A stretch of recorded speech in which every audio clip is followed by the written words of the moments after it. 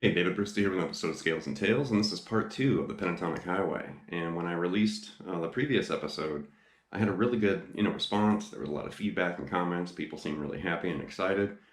And I think, I hit something that a lot of people were kind of searching for, whether they realized it or not. So we're going to kick things up a notch, and we're going to move into a different key. We're also going to explore some different ideas with this basic concept, the Pentatonic Highway. And that's, once again, just the nickname that I gave this idea. You can call it whatever you want. I mean, you can just literally think of changing positions. You can just think of pentatonics. But we're exploring the fretboard, and hopefully I'm, sharing some ideas where you're going to view the fretboard differently. So already on this channel, there are multiple lessons and episodes that can help you, kind of further this type of thinking and playing along. The ABCs of fretboard mastery, which is part of Scales and Tales. There's episodes of breaking chords where I talked about long form arpeggios and kind of moved around the fretboard. And I did have, like pentatonic mastery episodes in the Scales and Tales series.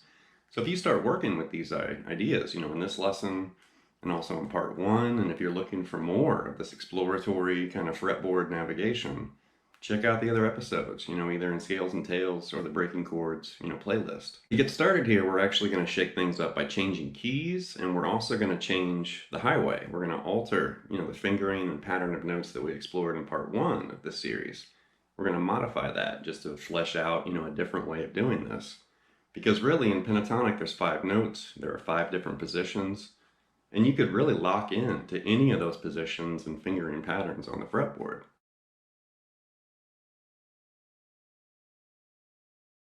We're going to move things to B minor is the key I've selected here. And we're going to play around with B minor pentatonic, but we're going to do it in a very different way. We're going to kind of have this diagonal, approach across the strings instead of, vertical or, horizontal or whatever. We are kind of hitting like this diagonal, pattern. So B minor pentatonic, we've got B, D, E, F sharp, A, and then B. And those are our 5 notes, B, D, E, F sharp, and A. So what we're going to do is we're going to map this out basically using what's known as a long form arpeggio. And I did have an episode of Breaking Chords where I just focused on long form arpeggios, on the fretboard. So we're going to start with this. We're going to do F sharp and A, and then B and D. So it's technically a B minor 7 arpeggio. The root, the minor third, the fifth, and the flat 7. But we're going to lock into that and move it through octaves. So there's this pattern. Go up an octave and do it again. And then go up another octave and do it again. So we're literally grabbing F sharp, A, B, and D and just moving that through octaves. And that's a long form arpeggio. And that's ascending. I would practice, descending that as well. Since we're just kind of playing around with this arpeggio, a B minor 7 arpeggio played, in a long form fretboard format. We could create little sequences using that pattern of notes like this. And there I'm literally starting on the B, and then going down and grabbing that F sharp to A. And then do that again an octave higher. And then do it again another octave higher.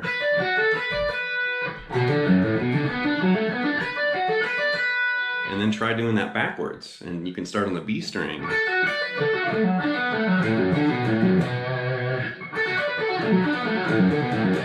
And I like the ascending and descending version. This way. And then backwards. Really cool sequence, and it's unusual. The way you're kind of leaping and jumping over the strings.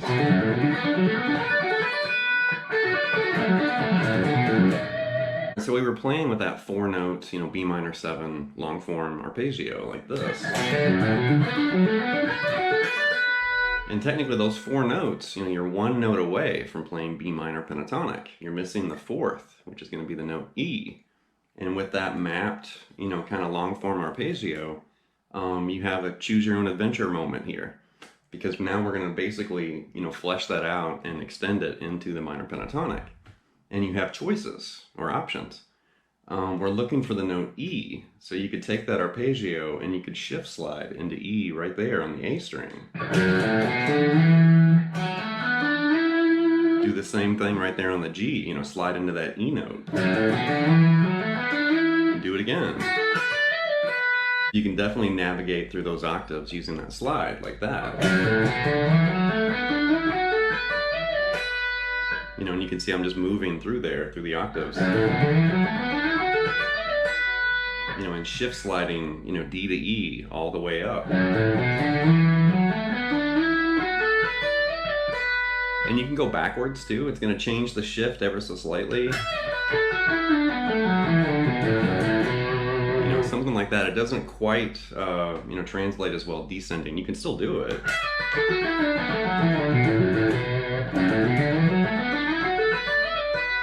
Either way. But the interesting thing there is, we chose to slide into E on the A string like that. And then this is where you have an option, or, choosing your own adventure or path on the fretboard. So instead of doing it that way, we could also revert over here and grab, E on the D string and then shift into F sharp right there. Right? Same note. Just a different way of navigating the fretboard. Instead of doing it this way, we're doing it this way.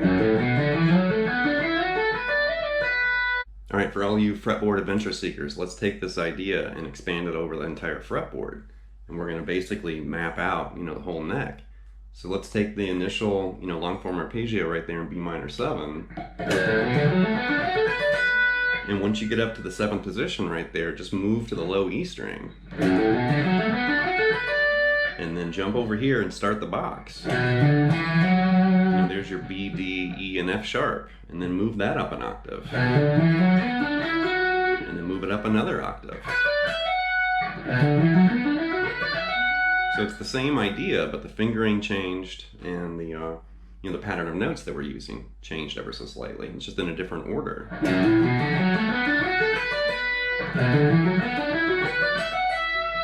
And then right there, jump to the low E string again over here on the 14th fret, and then mimic and mirror the same thing that we started with, but an octave higher, like this. Now that we have that mapped out, you can move across the entire fretboard.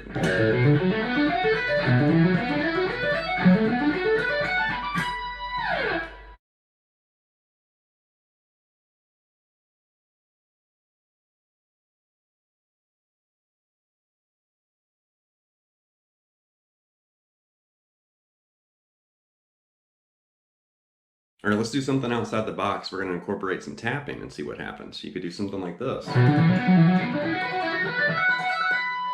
right there you can see I'm moving through those octaves, but I've started tapping the root, B, on the A string, on the G, and also on the high E. And I also started that pattern with a hammer-on from nowhere. Like that. And that's tricky, to start without picking. And then go up an octave and do it again. And then go up another octave and do it again.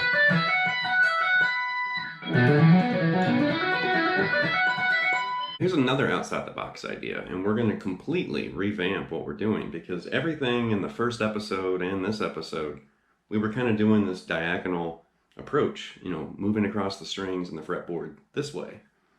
And pentatonics, normally are taught vertically, across the strings. And in Pentatonic Mastery, in the series, I actually did, the horizontal approach too, where we learned pentatonics, across the fretboard this way, little 2 and 3 note groups, or 2 or 3 string groups rather. But what we're going to do now is we're going to learn this idea in a reverse diagonal motion. So instead of this direction, we're going to cross the strings going this way, which is really unusual. And we can do stuff like this. And there you can see I'm literally kind of moving through a really common pentatonic sequence. Something like that, but I'm doing it this way.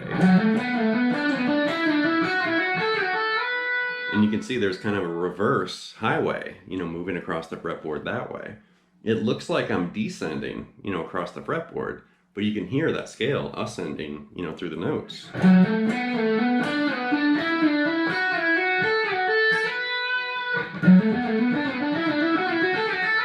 If we flip that around backwards, we're going to have, a reverse diagonal sequence on the fretboard. The scale is going to descend, but we're going to climb, or ascend up the neck. Something like this. And that's really bizarre.